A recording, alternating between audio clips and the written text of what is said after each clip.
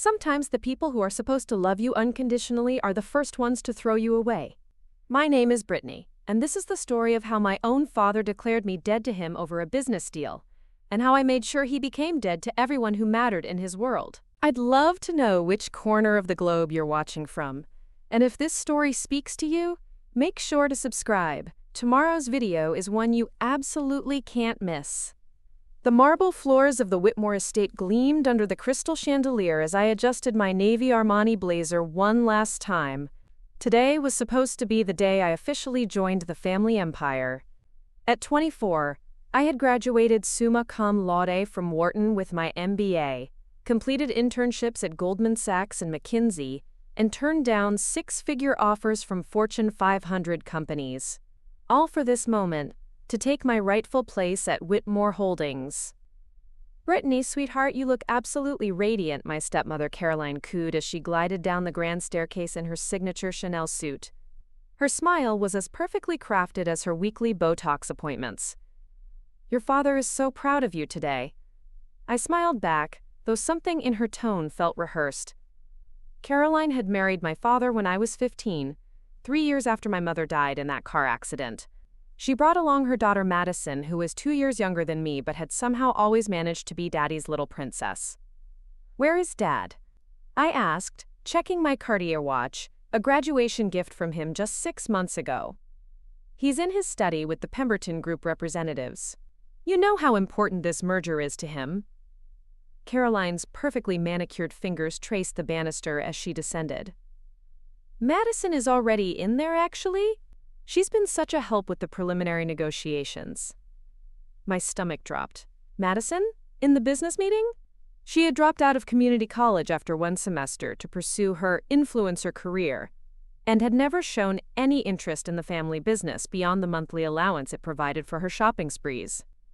"I thought I was supposed to be leading the Pemberton negotiations," I said carefully. Caroline's laugh tinkled like wind chimes. "Oh, darling, plans change. Your father felt that Madison's fresh perspective might be exactly what we need. You understand?" No, I didn't understand. I had spent the last 3 months preparing for this merger, analyzing Pemberton's financials, identifying synergies, and drafting integration strategies. The Pemberton Group was a mid-sized manufacturing company that would complement our real estate development perfectly. It was supposed to be my first major project as the new VP of Strategic Development. I walked through the familiar halls of our Beacon Hill mansion, past the oil paintings of stern-faced Whitmore ancestors who had built this empire from nothing. My great-grandfather had started with a single apartment building in Boston's North End. My grandfather had expanded into commercial real estate. My father, Richard Whitmore, had built it into a multi-billion-dollar conglomerate spanning the entire East Coast. And I was supposed to be next in line. The heavy oak doors to my father's study were slightly ajar. I could hear voices inside, my father's commanding baritone, Madison's higher pitch, and unfamiliar voices that must belong to the Pemberton representatives. "Brilliant insight, Madison. Your demographic analysis of the millennial market could revolutionize our approach," one of the strangers was saying. I pushed the door open and stepped inside. The study was exactly as it had been since my childhood. Leather-bound books lining the walls, a massive mahogany desk dominating the center, and the smell of expensive cigars lingering in the air. My father, distinguished at 58 with his silver hair and steel-gray eyes, looked up from a stack of documents. He was flanked by 2 men in expensive suits, clearly the Pemberton representatives, and there, sitting in the chair that should have been mine, was Madison. My 22-year-old stepsister looked like she had stepped out of a fashion magazine. Her blonde hair was styled in perfect beach waves, her makeup was Instagram-ready, and she wore a form-fitting dress that cost more than most people's monthly rent. She had a tablet in her hands and was gesturing animatedly at some kind of presentation. "Brittany," my father said, though his tone lacked the warmth I was expecting. "Come in, sweetheart. Meet Jonathan Pemberton and his son Michael. Gentlemen, this is my other daughter, Brittany." Another daughter. The phrase hit me like a slap. "Actually, we were just wrapping up," Jonathan Pemberton said, rising from his chair. He was a man in his 60s with kind eyes and a firm handshake. "Madison has presented some fascinating ideas about expanding our reach into the luxury millennial market. Very impressive work. Madison beamed, practically glowing with pride. Thank you, Mr. Pemberton. I just think there's so much untapped potential in the lifestyle branding space. I stood there, speechless, as they discussed my project with my stepsister, who couldn't even balance her own checkbook. We'll have our legal team review the preliminary terms Madison outlined, Michael Pemberton added. He was probably in his early 30s, handsome in that entitled prep school way. This partnership could be exactly what both our companies need. After the Pembertons left, promising to be in touch within the week, I found myself alone in the study with my father and Madison. Caroline had mysteriously disappeared. Dad, I need to talk to you, I said, trying to keep my voice steady. Of course, sweetheart, but first, let me tell you how proud I am of Madison. She really stepped up when we needed fresh thinking on this deal. Madison practically bounced in her chair. I've been working so hard on this, Daddy. I even hired a consultant to help me understand the financials. A consultant? She had hired someone to do the work I was trained to do myself. Dad, I don't understand. I thought I was supposed to be handling the Pemberton merger. We discussed this months ago. It was going to be my first major project as VP. My father's expression shifted, becoming the cold, calculating look he wore in boardrooms. Brittany, I've been meaning to talk to you about that. I've decided to take the company in a different direction. Madison brings a fresh perspective, a connection to younger demographics that, frankly, your traditional business school approach lacks. Traditional approach? I could feel my voice rising. Dad, I graduated top of my class. I have experience at the best firms in the country. I've been preparing for this my entire life. And that preparation has made you rigid, predictable. The market is changing, Brittany. We need innovators, not just analysts. Madison looked between us, her blue eyes wide with what looked like genuine concern. Brittany, I hope you don't think I was trying to step on your toes. I just wanted to help the family business. Help the family business. By taking over the project I had been promised, the position I had earned, the future I had worked toward for 24 years. What exactly are you saying, Dad? I asked. He leaned back in his leather chair, steepling his fingers. I'm saying that Madison will be taking over as VP of Strategic Development. You're welcome to stay on in a consulting capacity, of course. Maybe handle some of the smaller accounts. The room seemed to tilt. Consulting capacity, smaller accounts.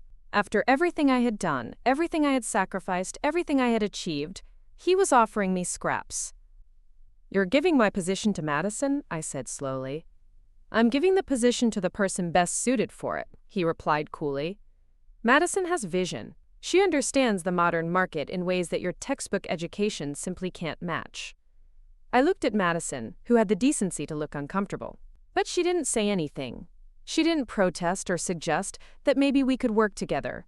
She just sat there, accepting the position that should have been mine. Dad, Madison doesn't have any business experience. She doesn't have an MBA. She has instinct, he cut me off. And sometimes that's worth more than all the degrees in the world. The betrayal was so complete, so devastating, that for a moment I couldn't speak.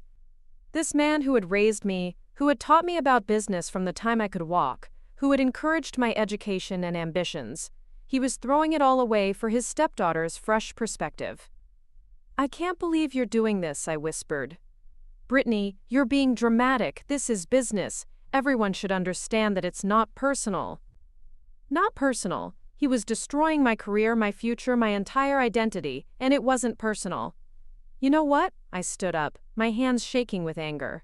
You're right, it's not personal, because if it were personal, it would mean you actually cared about me enough to consider my feelings. Brittany. No, Dad. I'm done. I'm done being the good daughter who follows all the rules and does everything right, only to watch you hand everything to someone who's never worked for anything in her life. His face hardened. Watch your tone, young lady. Madison is family. And what am I? The question hung in the air between us. You're being unreasonable. If you can't accept this decision professionally, then maybe you're not as mature as I thought. That was it, the final insult. After everything, my grades, my achievements, my devotion to him and his company, he was questioning my maturity because I dared to be upset about being passed over for someone with no qualifications. A lot of love and effort went into bringing this story to life. If you're enjoying it, we'd be so grateful if you'd subscribe to our channel. Now, back to where we left off. Fine, I said, heading toward the door. If that's how you really feel, then I quit. Brittany, don't be dramatic. I turned back to face him one last time. I'm not being dramatic, Dad. I'm being realistic. You've made it clear that I don't have a future here. So I'll find one somewhere else. If you walk out that door, don't expect to come crawling back when things get tough out there in the real world. The real world. As if the last 24 years of my life had been some kind of fantasy. I wouldn't dream of it, I said. And I walked out, leaving behind the only life I had ever known, the only future I had ever planned for, and the only family I thought I could count on. But as I drove away from the Beacon Hill mansion in my BMW, a car my father had bought me, I realized with bitter irony, I had no idea that walking away was exactly what I needed to do. Because sometimes you have to lose everything to realize just how much power you actually have. 3 days after walking out of my father's study, I was sitting in a cramped studio apartment in Cambridge, staring at my laptop screen with a bowl of instant ramen growing cold beside me. The apartment was a far cry from my childhood bedroom, with its walk-in closet and panoramic views of Boston Harbor. Here I could hear my upstairs neighbor's television through the thin walls, and the radiator clanked like a broken engine every few hours. But it was mine. Paid for with the money I had saved from my internships and a small trust fund my mother had left me, one that thankfully my father couldn't touch. My phone had been buzzing non-stop since I left. Caroline had called 6 times, her voicemails alternating between concern and thinly veiled threats about disappointing the family. Madison had sent a series of texts that ranged from apologetic to self-righteous. But the one that cut deepest was from my father himself, sent at 11:47 p.m. the night before. Your dramatic exit has caused unnecessary complications with the Pemberton deal. If you had any real business sense, you would have handled this professionally. Since you've chosen to burn bridges, don't expect them to be rebuilt. You're on your own now, Brittany. I hope your mother's stubbornness serves you better than it served her. The mention of my mother made my hands shake with rage. Maria Whitmore had been brilliant, compassionate, and had built the charitable foundation that was now one of Boston's most respected nonprofits. To reduce her to stubbornness was cruel even by my father's standards. I closed the text without responding and opened my laptop. If Richard Whitmore thought I was going to crawl back begging for forgiveness, he was about to learn just how wrong he could be. My first stop was LinkedIn. Within 2 hours, I had sent messages to every professional contact I had made during my internships and MBA program. By noon, I had 3 interview requests and a lunch meeting with Sarah Chen, a former Goldman Sachs colleague who had started her own investment firm. Sarah met me at a trendy bistro in the financial district. She was 5 years older than me, with sharp eyes and an even sharper business instinct that had made her firm, Chen Capital, one of the fastest-growing investment companies in New England. So, she said after we ordered, word on the street is that you and Daddy Dearest had a falling out. I nearly choked on my water. Word travels fast. Honey, in Boston's financial circles, a Whitmore family drama is front-page news. Especially when it involves Richard's golden daughter storming out of a major merger meeting. Sarah leaned back in her chair, studying me. The question is, what are you going to do about it? I'm looking for opportunities, I said carefully. I have a strong background, solid experience. Brittany, stop, Sarah held up a hand. You're talking to me like I'm some random recruiter. I know what you can do. What I want to know is what you want to do. The question caught me off guard. For so long, what I wanted had been synonymous with what my father expected. Take over the family business. Expand the empire. Carry on the Whitmore legacy. But now, I want to prove that everything I learned, everything I accomplished, was because of my own merit, not because of my last name. Sarah smiled, the first genuine expression I'd seen from her all day. Now we're talking. I have a proposition for you. She explained that Chen Capital was looking to expand into real estate investment, particularly in the luxury development sector. They needed someone with inside knowledge of the market, someone who understood both the financial and operational sides of major projects. "The salary isn't what you would have made at Daddy's company," Sarah warned, "but the equity stake could be worth significantly more in the long run. Plus, you'd be building something of your own." The offer was tempting, but something held me back. "What's the catch?" "No catch, but I will say this. Working for me means you're going to compete directly with companies like Whitmore Holdings.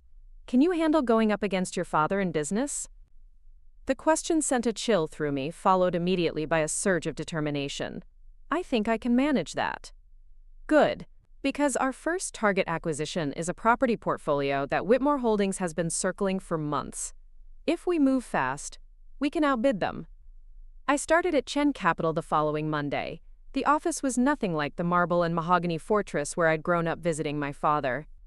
Here, everything was glass and steel, modern and efficient. There were no portraits of dead ancestors, just whiteboards covered in financial projections and market analyses. My first project was exactly what Sarah had promised, a luxury residential development in the South End that would directly compete with one of Whitmore Holdings' flagship projects. The building had 50 units, each worth over $1 million, with ground-floor retail space that would house high-end boutiques and restaurants.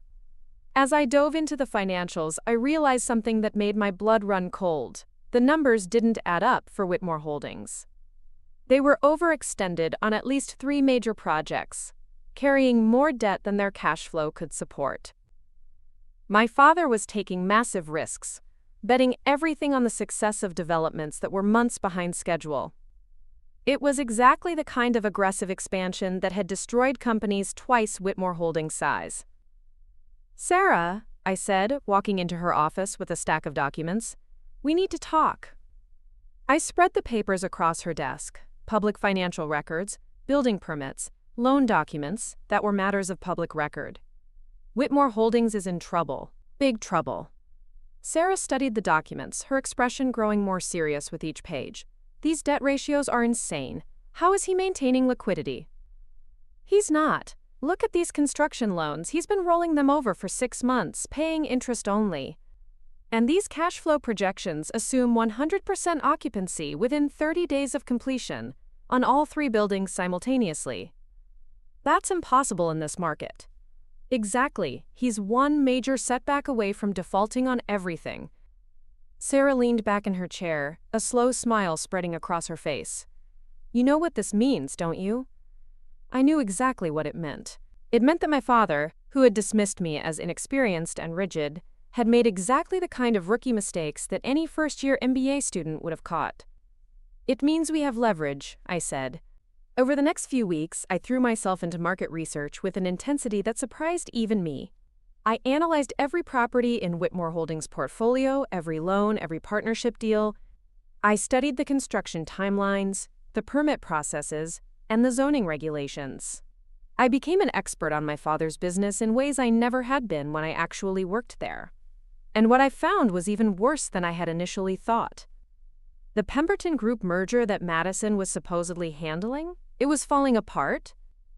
The preliminary terms she had negotiated were so favorable to Pemberton that Whitmore Holdings would essentially be giving away a controlling interest in their manufacturing subsidiary for pennies on the dollar.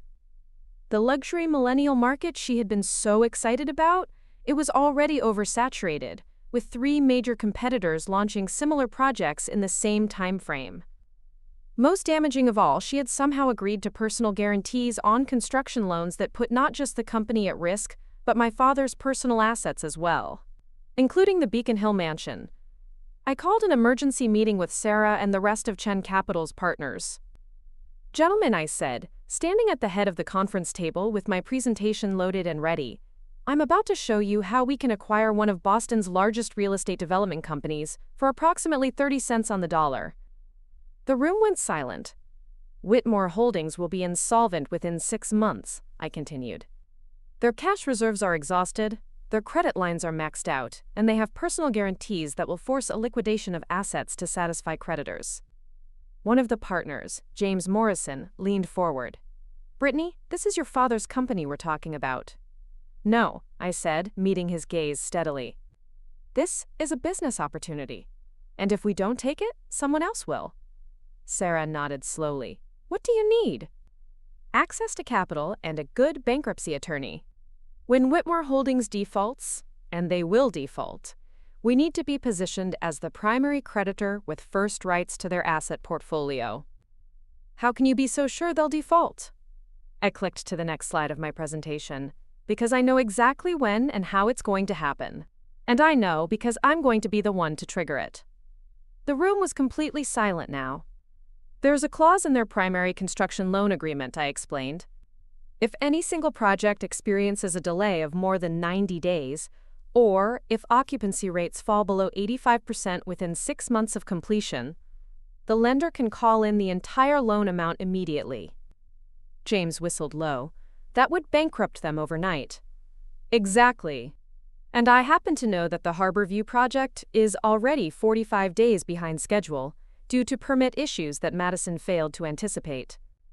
Sarah was studying my presentation with the intensity of a chess master examining the board.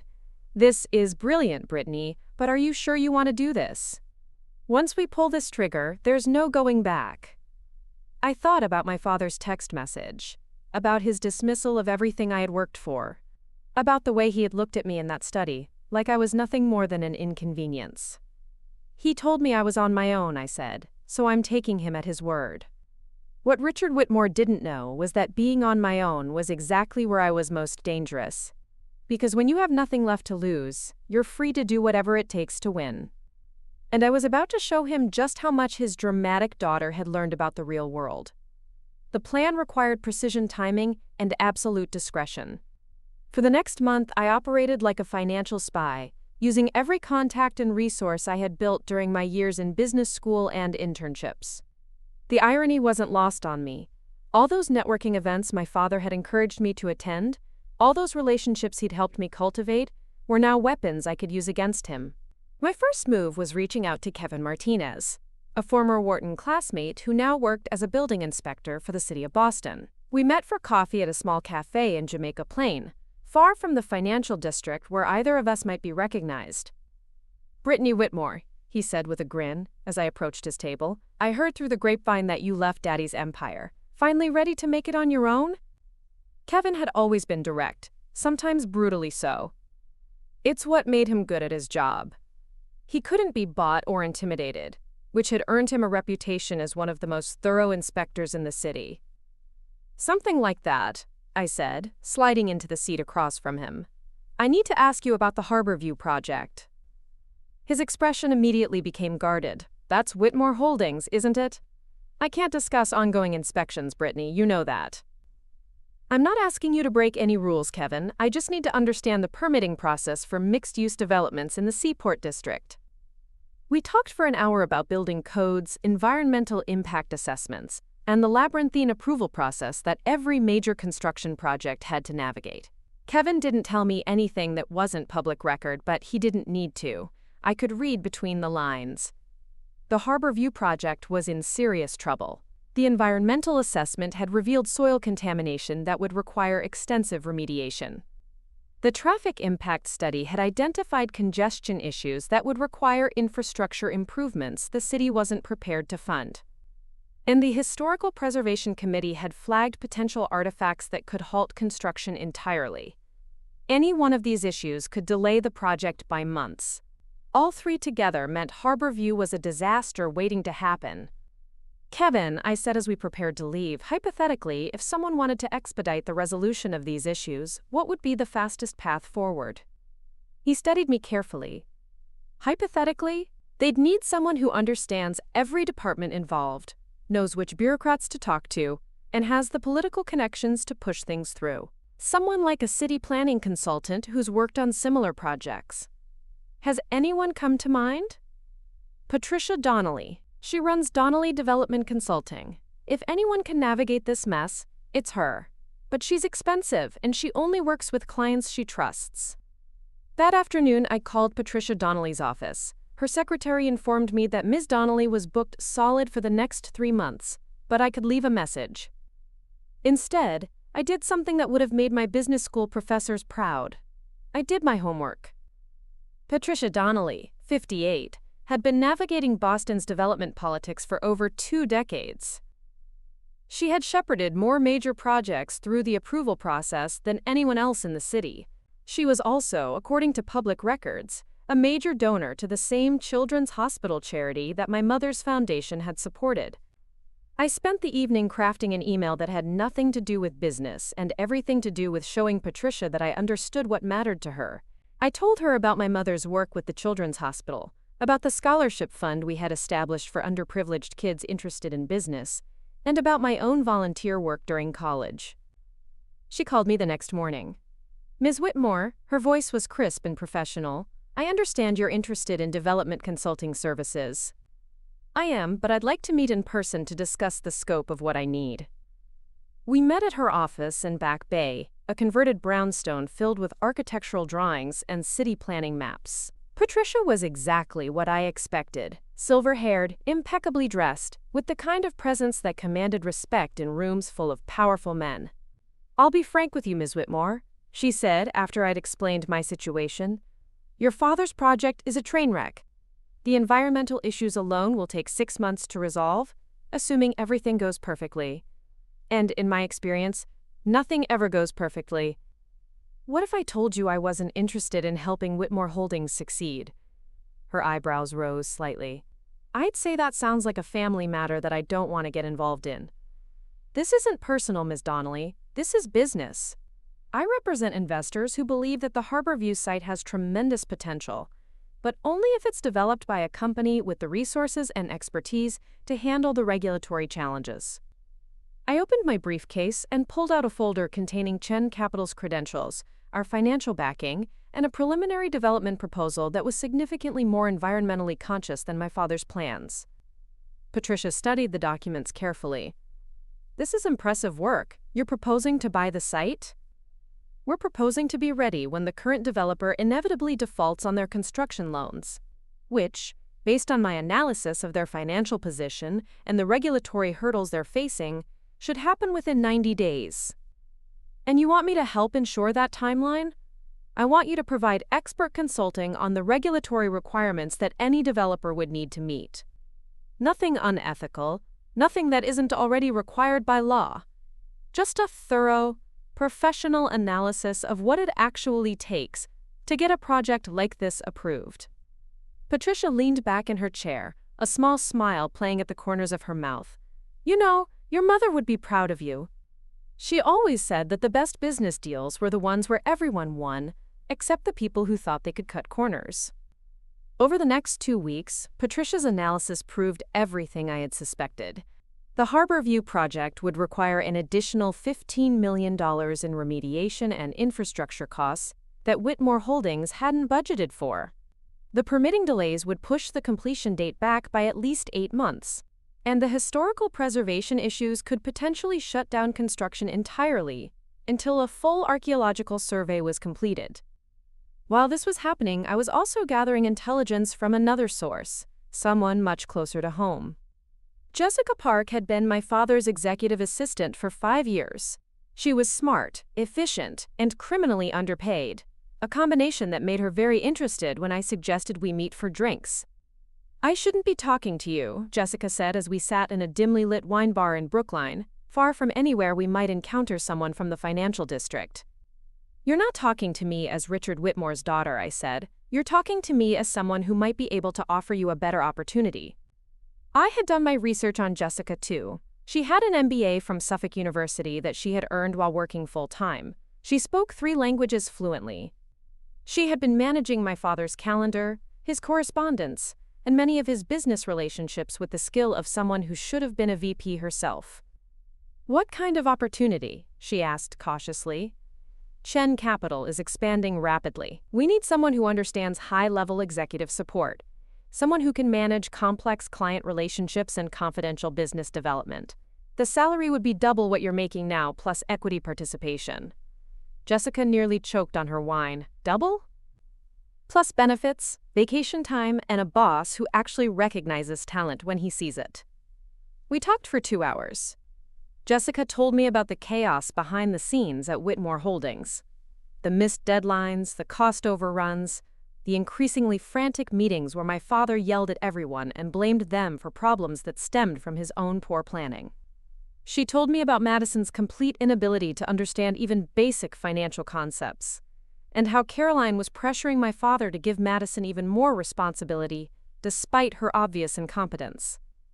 Most importantly, Jessica told me about the emergency board meeting scheduled for the following week. The Pemberton Group is threatening to walk away from the merger, she said. Madison completely botched the due diligence process. She missed 3 major liability issues that could expose both companies to lawsuits. Jonathan Pemberton is furious. What's my father's plan? That's just it. He doesn't have one. He's been counting on the Pemberton deal to provide the cash flow he needs to cover the Harborview delays. If Pemberton walks, Whitmore Holdings won't be able to service their debt. This was better than I had hoped. My father wasn't just facing one crisis.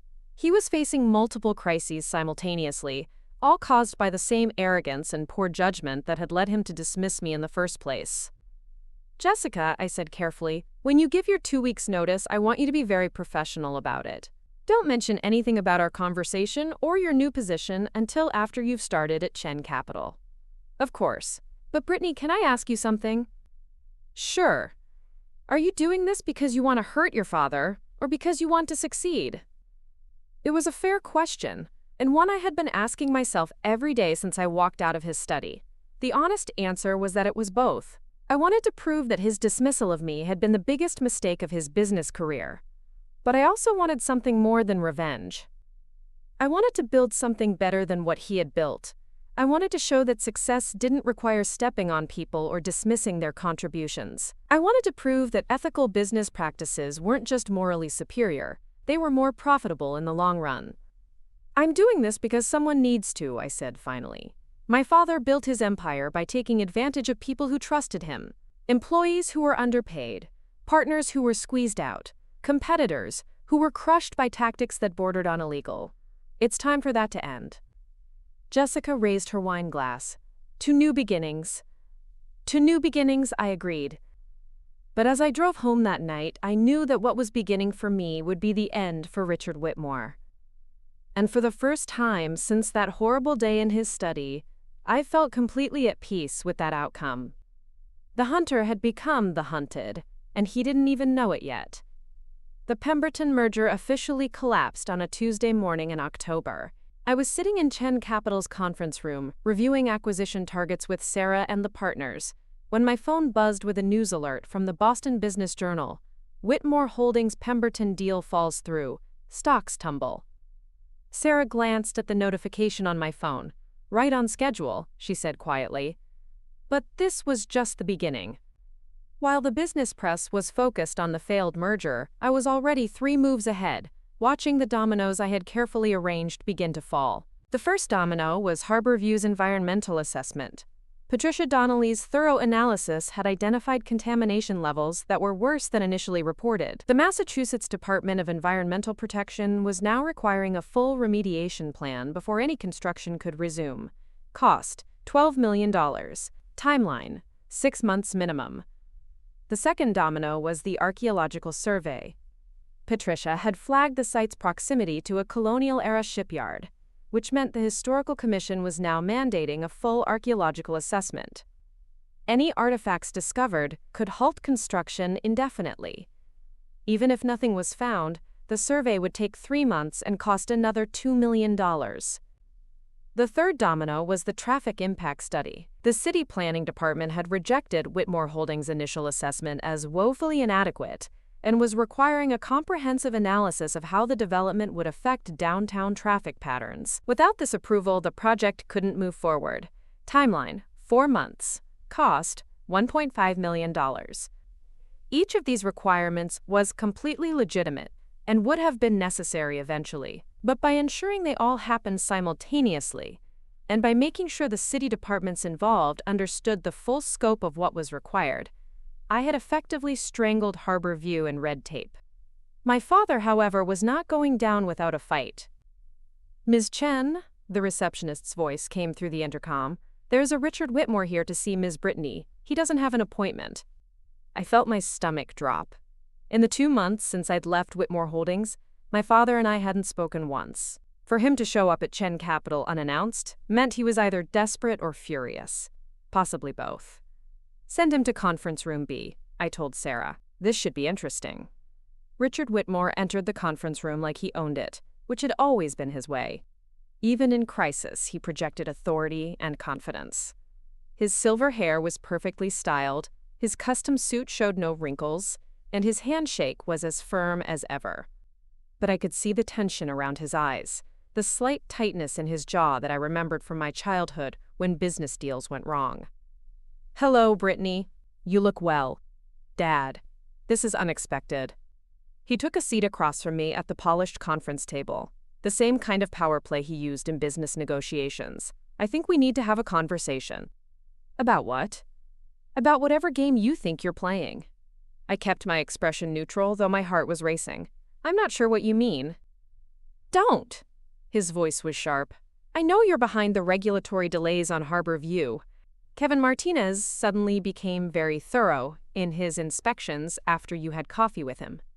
Patricia Donnelly started asking questions about environmental impact studies that she had never shown interest in before.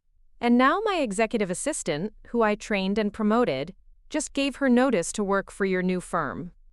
I had expected this confrontation eventually, but I was impressed by how quickly he had connected the dots. Richard Whitmore might be arrogant and dismissive, but he wasn't stupid. "Those are all legitimate business activities, Dad. Kevin is doing his job. Patricia is a consultant available to anyone who can afford her services. And Jessica is a talented professional who deserved better than being undervalued as your secretary." "Cut the corporate speak, Brittany. We both know what this is about." "Do we?" He leaned forward, his steel gray eyes boring into mine. "You're angry because I chose Madison over you, so now you're trying to destroy everything I've built out of spite." The accusation hit me like a physical blow, not because it was unfair, but because part of it was true. I was angry, I was hurt. And yes, there was definitely an element of spite in what I was doing. But there was also something else, something bigger than just personal revenge. "You're right," I said, surprising him. "I am angry, but not just because you chose Madison over me. I'm angry because you taught me to value merit, hard work, and competence, and then you threw all of those principles away the moment it became convenient. Madison brings fresh perspectives. Madison is incompetent." The words came out harder than I intended. "She cost you the Pemberton deal because she doesn't understand basic due diligence. She agreed to loan terms that put your personal assets at risk because she doesn't know how to read a contract. She's destroying your company, and you're too proud to admit it." My father's face flushed red. Madison is family. And what am I? The question hung in the air between us, just like it had that day in his study. But this time I wasn't the desperate daughter begging for acceptance. This time I was the adversary he needed to take seriously. "You want to know what I'm doing, Dad?" "I'm giving you exactly what you asked for. You told me I was on my own, so I'm building my own empire. You said I lacked vision, so I'm showing you what real vision looks like. You dismissed my business school education as rigid and traditional, so I'm using everything I learned to outmaneuver you in the market." "Brittany." "I'm not finished." I stood up, pacing to the window that overlooked Boston Harbor. "Do you know what I discovered when I analyzed your company's finances? You're broke, Dad. Not cash poor, not over-leveraged. Broke. You have maybe 6 weeks of operating capital left, and that's assuming nothing else goes wrong." His face went pale. "That's not." "It is true. Your construction loans are coming due in January. The Harbor View delays mean you won't have any revenue to service that debt. The Pemberton deal was your only source of fresh capital, and that's gone. You're going to default, Dad. The only question is when." I turned back to face him. "But here's the thing. I'm not doing this to hurt you. I'm doing this to save the 200 people who work for your company. I'm doing this to protect the contractors and suppliers who depend on Whitmore Holdings for their livelihoods. I'm doing this because when you default, someone needs to be ready to step in and handle the aftermath responsibly. And that someone is you? That someone is Chen Capital. We have the resources to acquire your assets, honor your existing contracts, and retain your employees. We can turn your failed projects into successful developments. We can salvage something positive from the mess you've created." My father stood up slowly, his hands shaking slightly, Whether from anger or fear, I couldn't tell. "You think you're so smart," he said quietly. "You think you've figured out some brilliant strategy, but you have no idea what you're playing with. The kind of people I owe money to don't just write off bad debts, Brittany. They collect, one way or another." A chill ran down my spine. "What do you mean?" "I mean that some of my financing comes from sources that don't care about business ethics or family relationships. If I can't pay them back, they'll come after everything and everyone connected to me, including you." For the first time since this whole affair began, I felt genuinely afraid. I had been so focused on the financial aspects of destroying my father's business that I hadn't considered the possibility that he might have gotten involved with dangerous creditors. "Dad, what have you done?" "What I had to do to keep the company afloat. Madison's mistakes with the Pemberton deal cost us $8 million. The Harborview delays cost us another $10 million. I had to find capital somewhere, and traditional lenders wouldn't touch us." "You borrowed from loan sharks?" "I borrowed from private investors who don't file paperwork with the SEC. They want their money back, with interest, and they don't care about regulatory delays or environmental assessments." I sank back into my chair, the full implications of what he was telling me beginning to sink in. If Whitmore Holdings defaulted on legitimate business loans, it would be a straightforward bankruptcy proceeding. But if my father owed money to criminals, default could mean violence. "How much?" I asked. $25 million, due in full on December 31st. "Jesus, Dad." "So you see, your little revenge fantasy isn't just going to hurt me, it's going to put everyone I care about at risk, including you." I stared at him across the conference table, this man who had shaped my entire worldview about business and success, and realized that I didn't know him at all. The Richard Whitmore I had idolized would never have gotten involved with dangerous creditors. He would have cut his losses, filed for bankruptcy protection, and rebuilt from a stronger foundation. But Richard Whitmore, the one sitting in front of me, had let his pride and his stubborn refusal to admit mistakes drive him to make choices that put his family in danger. "There's still time," he said quietly. "Help me save Harborview. Use your connections to expedite the approvals. Work with me instead of against me. We can fix this together." For a moment I was tempted. Despite everything he had done, despite the pain he had caused me, he was still my father. The idea of working together, of rebuilding our relationship while saving his company, appealed to the part of me that still loved him. But then I remembered Jessica's stories about the chaos behind the scenes. I remembered the employees who had been laid off to cover Madison's mistakes. I remembered the contractors who hadn't been paid on time because cash flow was being diverted to cover interest payments on increasingly desperate loans.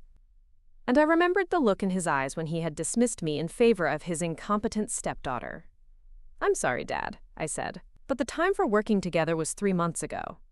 You made your choice then, and I'm making mine now."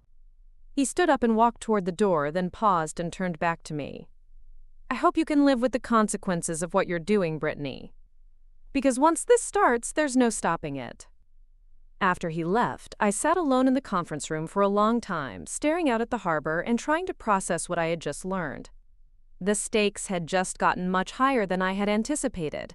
This wasn't just about business anymore, it was about survival. But I had come too far to back down now. And if my father thought his threats would scare me into submission, he had seriously underestimated the daughter he had raised to be just as ruthless as he was. The black SUV had been parked across from my apartment building for 3 days. I first noticed it on Thursday morning when I left for work, and it was still there when I returned that evening. By Saturday, I was certain it wasn't a coincidence. I called Sarah from my apartment, keeping the curtains closed as I watched the vehicle through a gap in the blinds. "We have a problem," I said when she answered. "The creditors?" "I think so. There's been a car watching my building since Thursday. Either my father's trying to intimidate me, or his loan shark friends are doing reconnaissance." Sarah was quiet for a moment. "Come to my house. Now. Don't pack anything. Don't follow your normal routine. Take the T to Park Street, then catch a taxi to Beacon Hill. I'll text you the address." An hour later, I was sitting in Sarah's living room in a converted townhouse that probably cost more than most people made in a decade. She poured 2 glasses of wine and settled into the armchair across from me. Tell me everything your father said about these creditors. I recounted the conversation word for word, including his warning about people who, quote, collect one way or another. Sarah nodded grimly. I was afraid of this. Your father isn't the first developer to get desperate and turn to alternative financing. The problem is, these aren't traditional loan sharks. They're organized, sophisticated, and they have legitimate business fronts that make them hard to prosecute. You know about them? Chen Capital has been approached by these same people. They call themselves private equity firms or alternative investment groups, but they're essentially criminal enterprises that target businesses in distress. They offer quick capital with terms that look reasonable on the surface, but the fine print is designed to ensure default. I felt sick. So they always intended for my father to fail? Probably. The real money isn't in the interest payments. It's in the asset seizure that happens when the borrower defaults. They get to acquire valuable real estate for pennies on the dollar, then flip it for massive profits. Which means Harborview was never the real target. They want the entire Whitmore Holdings portfolio. Exactly, and if your father can't pay, they'll take everything he owns. His company, his properties, his personal assets, including the Beacon Hill mansion. Sarah walked to her desk and pulled out a thick folder. I've been doing some research since you mentioned the December 31st deadline. The firm your father borrowed from is called Atlantic Capital Partners. On paper, they look completely legitimate.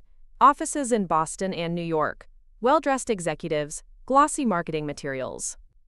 She handed me a photograph of a middle-aged man in an expensive suit. But their managing partner is Vincent Torino. He's been investigated by the FBI 3 times for money laundering and extortion, but they've never been able to make charges stick. Jesus. It gets worse. Atlantic Capital has been systematically targeting real estate developers across New England. They offer emergency financing to companies in crisis, wait for the inevitable default, then seize the assets. In the last 5 years, they've acquired over $200 million in prime real estate this way. I studied the photograph, memorizing Torino's face. He looked like any other wealthy businessman. Silver hair, confident smile, the kind of man who belonged at country club dinners and charity galas, which probably made him even more dangerous. Sarah, what happens if I continue with our plan? If Whitmore Holdings defaults on their construction loans before they default on the Atlantic Capital debt, that's actually our best-case scenario. If legitimate creditors force a bankruptcy proceeding, it creates a legal framework that even Torino has to respect. He can't just seize assets. He has to get in line with all the other creditors and follow bankruptcy law. And in a bankruptcy proceeding, Chen Capital, as a potential buyer with clean financing, would be in an excellent position to acquire the assets through the court system. We could outbid Atlantic Capital and pay fair market value, which means the legitimate creditors get paid and the employees keep their jobs. I was beginning to see the strategy, but we need to trigger the legitimate bankruptcy before December 31st. Exactly, which means we need to accelerate your timeline. Sarah opened her laptop and pulled up a financial modeling program. Harborview's construction loan comes due on January 15th, but there's a clause that allows the lender to demand immediate payment if the project falls more than 120 days behind schedule. How far behind are they now? With the environmental delays, the archaeological survey, and the traffic study, they're already at 95 days. We need another 25 days of delays to trigger the acceleration clause. I thought about Patricia Donnelly's analysis. The Historical Commission hasn't finished reviewing the archaeological survey yet. If they find anything significant, that could add weeks to the timeline. Can you influence that process? Not directly, but I know someone who might be able to help. Dr. Amanda Foster had been my American history professor at Harvard, and she now served on the Massachusetts Historical Commission. She was also a passionate advocate for preserving colonial-era artifacts, and had been instrumental in protecting several important archaeological sites around Boston. I called her that evening, using my personal cell phone rather than my business line. Brittany, what a pleasant surprise. I heard you left your father's company to start your own venture. Good for you. Thank you, Professor. Actually, I'm calling because I need some advice about a historical preservation issue. I explained the Harborview situation, carefully framing it as a concerned citizen wanting to ensure that proper archaeological protocols were followed. The site is adjacent to the old Whitmore shipyard, isn't it? Dr. Foster said. That's potentially one of the most significant colonial maritime sites in Boston. If there are intact ship remains or period artifacts, it could be a major discovery. What would happen if significant artifacts were found? The commission would have to halt all construction activity and authorize a full excavation. Depending on what we found, it could take months to properly document and preserve everything. And if the current developer couldn't afford to wait for the excavation to be completed, then they'd have to sell the site to someone who could. The commission has legal authority to prevent any development that would damage historically significant artifacts. After I hung up, I realized that Dr. Foster had just handed me the final piece of the puzzle. If the archaeological survey found something significant, it wouldn't just delay Harbor View, it could stop it entirely. And if Whitmore Holdings couldn't complete the project, they couldn't generate the revenue they needed to service their debt. But I also realized that I was potentially destroying something that had taken 3 generations of my family to build. The Whitmore name had been synonymous with quality development in Boston for over a century. Was my desire for revenge worth ending that legacy? The answer came to me on Sunday morning when I received a text message from an unknown number. Stop interfering with Whitmore Holdings or there will be consequences. This is your only warning. I screenshot the message and forwarded it to Sarah, then called the FBI field office in Boston. Agent Jennifer Walsh, who specialized in financial crimes, agreed to meet with me that afternoon. Ms. Whitmore, Agent Walsh said as we sat in a small conference room at the federal building, we've been investigating Atlantic Capital Partners for 2 years. Vincent Torrimato is very good at staying just inside the legal boundaries. But we believe he's running a sophisticated extortion operation. What kind of evidence would you need to build a case? Proof that he's using threats of violence to collect debts, or evidence that he's deliberately structuring loans to force defaults. The problem is that most of his victims are too scared to cooperate with law enforcement. I showed her the threatening text message. What if I could get him to make more explicit threats? That would be extremely dangerous, Ms. Whitmore. These aren't people you want to antagonize. They're already antagonized. The question is whether we're going to let them intimidate us into backing down, or whether we're going to fight back. Agent Walsh studied me carefully. What exactly are you proposing? I'm proposing to continue with my business plan to acquire Whitmore Holdings assets through legitimate bankruptcy proceedings. If Torino tries to interfere or makes additional threats, I'll document everything and provide it to the FBI. You'd be putting yourself at considerable risk. I'm already at risk. At least this way, I might be able to help you build a case against him. Agent Walsh gave me her direct phone number and a small recording device that looked like a standard smartphone. If Torino or any of his associates contact you directly, record everything. Don't try to be a hero. Just get the evidence and call us immediately. As I left the federal building, I felt a strange sense of clarity. This wasn't just about revenge against my father anymore. It wasn't even just about saving his company from his own poor decisions. It was about standing up to bullies who thought they could intimidate and threaten their way to success. Vincent Torrido had chosen the wrong daughter to mess with. He was about to learn that Brittany Whitmore didn't scare easily. And she definitely didn't back down from a fight. Especially when she had the full resources of the federal government backing her up. The black SUV was still parked outside my apartment building when I returned that evening. But this time, instead of hiding behind the curtains, I walked directly up to the driver's side window and knocked. The window rolled down to reveal a large man in his 30s with cold eyes and expensive clothes. "Can I help you?" he asked. You can tell Vincent Torino that if he wants to talk to me, he can make an appointment like a civilized person. This amateur surveillance bullshit is beneath both of us. The man's expression didn't change, but I saw his hand move towards something inside his jacket. And you can also tell him that I've already spoken to the FBI about his loan to my father. So if anything happens to me or to anyone in my family, Agent Walsh will know exactly where to start looking. I turned and walked into my building without waiting for a response.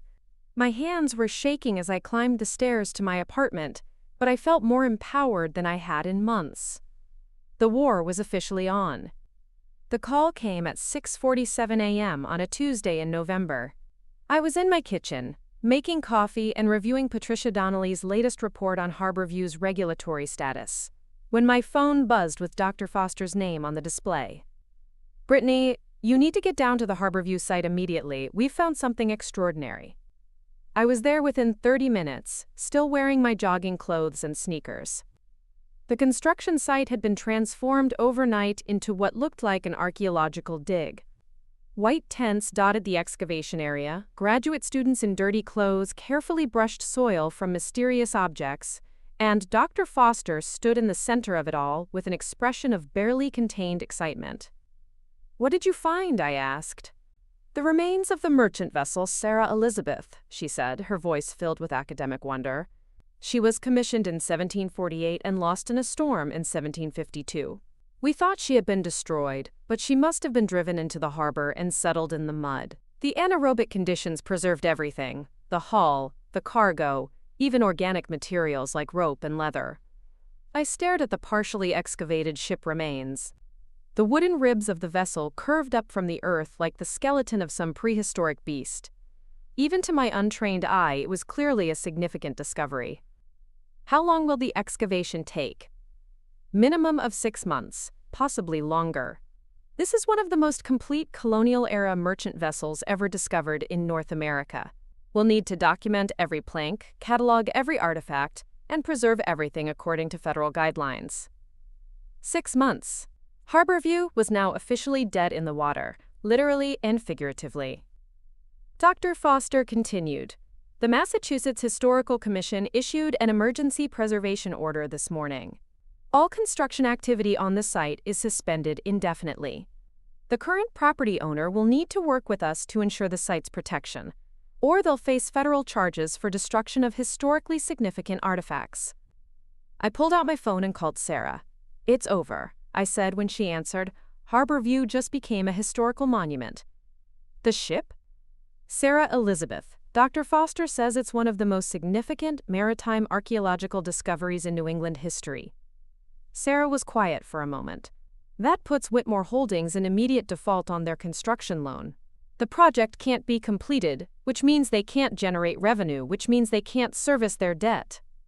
"How long do we have?" "The lender will probably issue a notice of default within 48 hours. After that, it's a 30-day countdown to forced liquidation. We need to move fast." I spent the rest of the day coordinating with Chen Capital's legal team to prepare our acquisition offer. By Thursday, Whitmore Holdings had received the default notice. By Friday, my father was calling every contact he had, desperately trying to find alternative financing or convince the lender to extend the deadline. None of it mattered. The numbers were too stark, the timeline too compressed, and the collateral too compromised. Richard Whitmore had built his empire on leverage and aggressive expansion, and now that same leverage was crushing him. I was working late in Chen Capital's offices when the security guard called up to tell me I had a visitor. "Send them up," I said, assuming it was Sarah returning from a client dinner. But when the elevator doors opened, Vincent Torino stepped out. He was exactly as intimidating in person as I had expected from his photograph, but in a subtle way that was somehow more unsettling than overt threats. His suit was perfectly tailored, his silver hair was styled with precision, and his smile was warm and grandfatherly. He looked like someone's beloved uncle, not a criminal who destroyed businesses for profit. "Ms. Whitmore," he said, extending his hand, "I'm Vincent Torino. I believe we have some mutual interests to discuss." I didn't shake his hand. Instead, I reached into my purse and activated the FBI's recording device. "Mr. Torino, I wasn't expecting you. I apologize for the intrusion, but I felt it was important that we speak privately. Your father mentioned that you two had some disagreements about the direction of his company. That's between my father and me." Of course. Family business is always complicated." He settled into one of the conference room chairs without being invited. "But sometimes family disagreements can have unintended consequences for other parties." Such as my firm, Atlantic Capital Partners. We've made a substantial investment in your father's success, and we're naturally concerned about anything that might interfere with his ability to honor his commitments." I sat down across from him, keeping my expression neutral. "Mr. Torino, I'm not involved with Whitmore Holdings anymore. Whatever agreements you have with my father are between you and him." That's true, legally speaking. But practically speaking, your recent activities have directly impacted his company's financial position. The regulatory delays, the archaeological discovery, the employee departures. These things don't happen in isolation. Are you suggesting I'm responsible for a 250-year-old ship being buried on my father's construction site? Torino's laugh was genuinely amused. No, Ms. Whitmore. But I am suggesting that you've been remarkably proactive in ensuring that every possible obstacle to your father's success has been identified and emphasized. That's called due diligence, Mr. Torimoa. It's a standard business practice. Indeed, it is, and very thorough due diligence at that. He leaned forward slightly, which is why I'd like to propose a partnership. This wasn't what I had expected. What kind of partnership? Your father's company is going to default on December 31st. When that happens, Atlantic Capital will acquire his assets through our security agreements. We'll need experienced management to oversee those properties and continue development of the viable projects. You want me to work for you? I want you to be our partner in managing the Whitmore Holdings portfolio. You understand the properties, you have relationships with the regulatory agencies, and you've demonstrated a remarkable ability to navigate complex development challenges. The offer was as unexpected as it was insulting. He was essentially asking me to help him steal my father's life's work. And if I refuse? Torino's smile never wavered, but something cold flickered behind his eyes. I'd be disappointed. Your father's situation is already quite precarious. It would be unfortunate if additional complications arose that made his position even more difficult. There it was, the threat I needed to document for the FBI. What kind of complications, Mr. Torino? Oh, you know how these things go. Permit applications get lost, insurance claims get disputed, key employees suddenly decide to pursue other opportunities. Business can be very unpredictable when you don't have the right support structure. That sounds like extortion. That sounds like business, Ms. Whitmore. Your father understood that when he accepted our financing. He knew that Atlantic Capital expects results, and when results aren't forthcoming, we take steps to protect our investment. I pretended to consider his offer. How much are we talking about? A very generous partnership stake, 40% of the net profits from all acquired properties, plus a management fee of $50,000 per month. You'd be financially secure for life. 40% of stolen assets, paid for with blood money extorted from desperate business owners. The offer made me physically ill. I need time to think about it. Of course, but not too much time. Your father's deadline is December 31st, which is only 6 weeks away. After that, the situation becomes much more fluid. After Torino left, I immediately called Agent Walsh and arranged to meet her at a safe house in Quincy. The recording was even more damning than I had hoped. This is excellent, Brittany, Agent Walsh said after listening to the audio. He's essentially confessing to a pattern of extortion and racketeering. With this evidence, we can get a warrant to investigate Atlantic Capital's other, quote, partnerships. What happens now? We need you to string him along for a few more weeks while we build the larger case. Accept his offer, but stall on signing anything.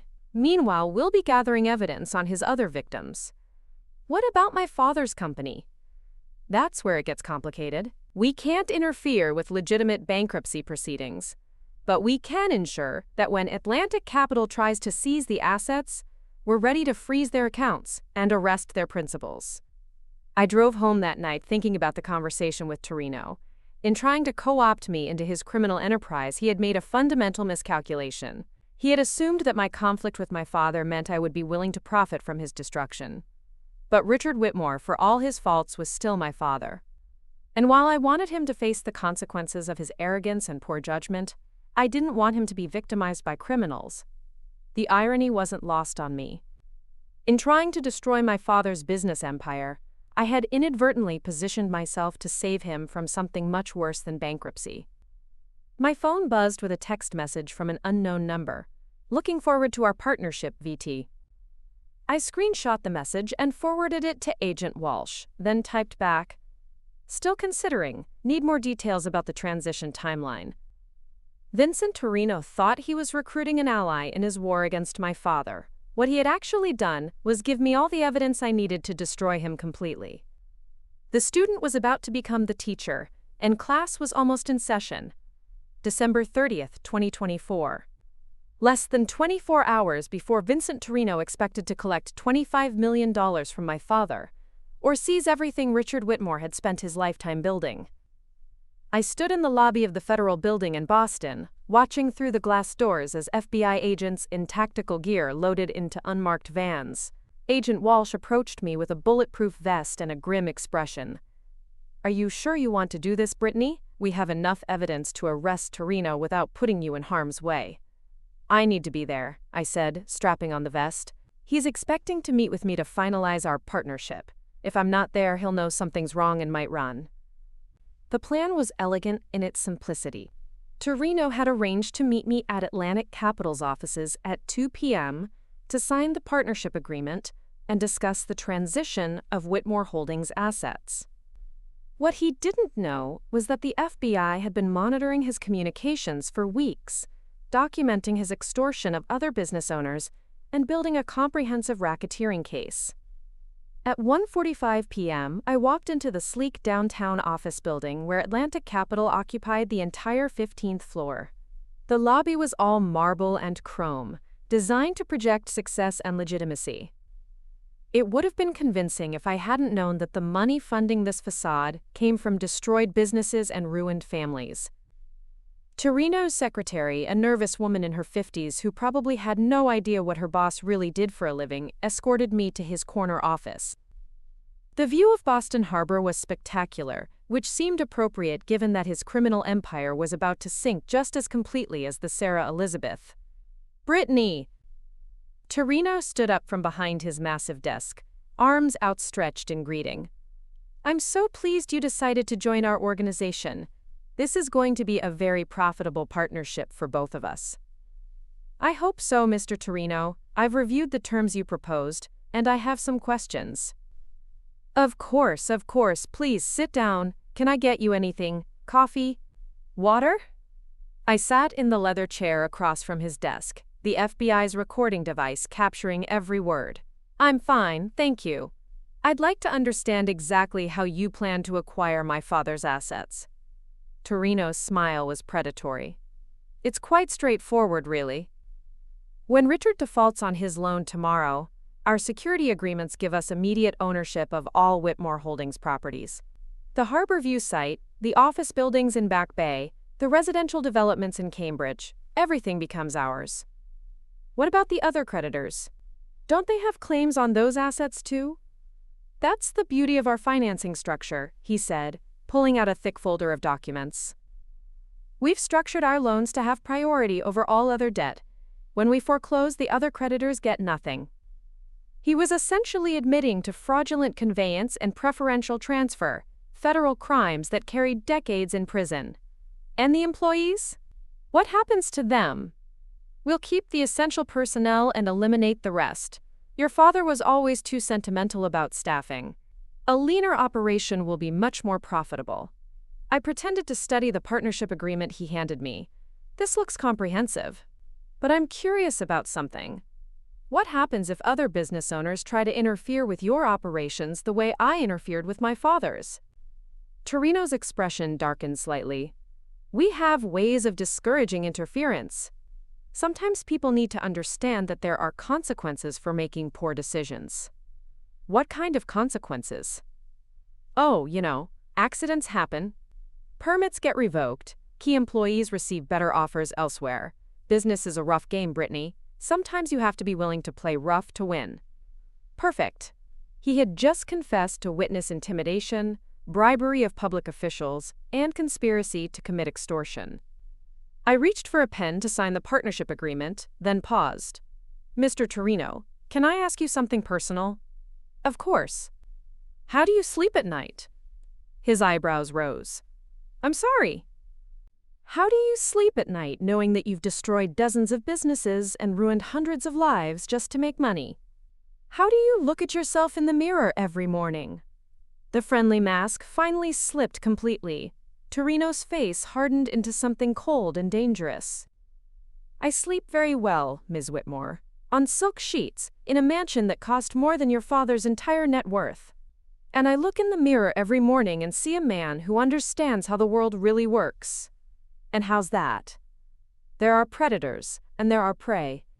Your father thought he was a predator, but he was wrong. He was always prey. He just didn't know it yet. And so are you if you think you can judge me.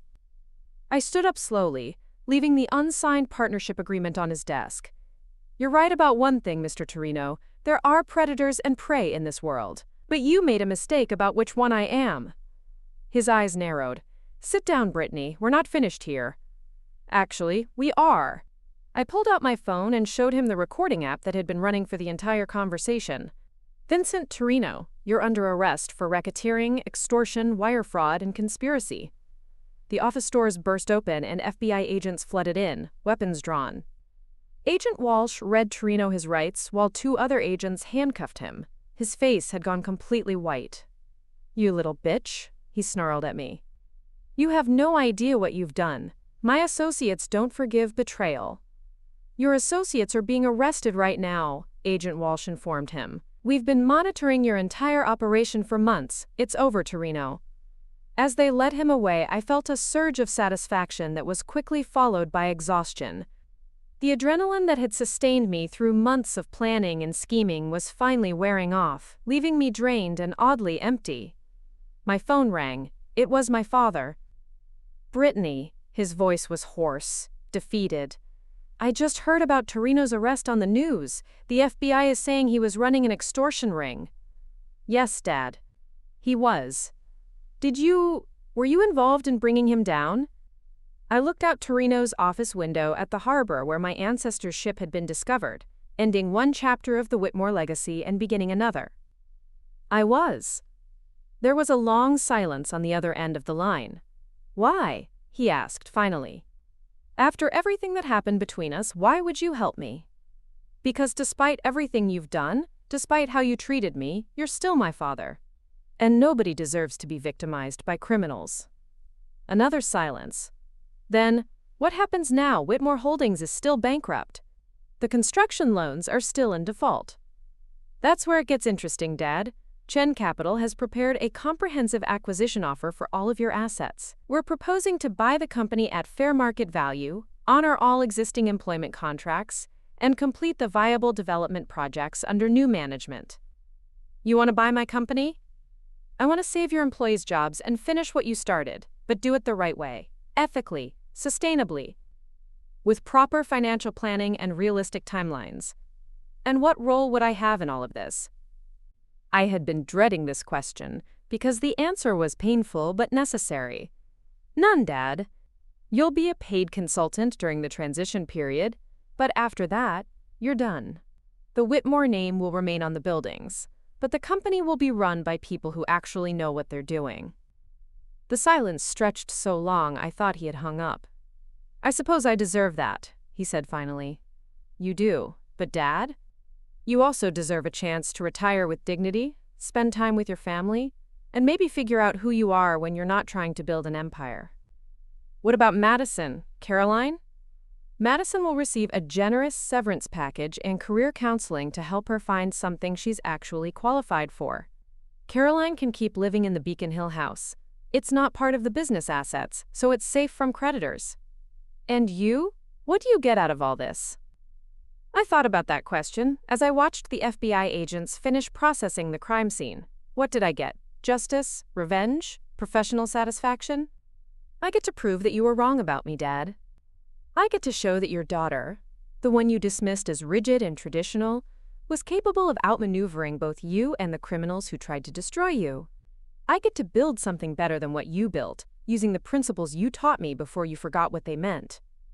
Brittany. I have to go, Dad.